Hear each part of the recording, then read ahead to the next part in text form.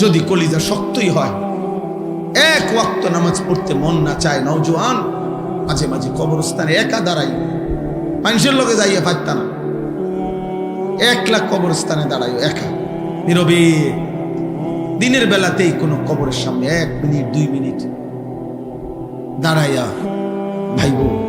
এই মানুষগুলো জমিনে কোলাহল করত, এই জমিনে এই মানুষগুলো ব্যস্ত ছিল। আজ পৃথিবী ঠিকই আছে, ওরা আর নাই। আকসিরু যিকরা হাদিমিল লাযযাত, আল্লাহ নবী সাল্লাল্লাহু আলাইহি ওয়াসাল্লাম বলছেন, উম্মত সমস্ত স্বাদ, আনন্দ, উল্লাস, ফুর্তি, সব মজা শেষ করে দিবে যেই মৃত্যু, সেই মৃত্যুকে বেশি বেশি স্মরণ করো। সব সব ঠান্ডা করে দিবে, সব স্তব্ধ করে দিবে, সব স্তব্ধ করে দিবে।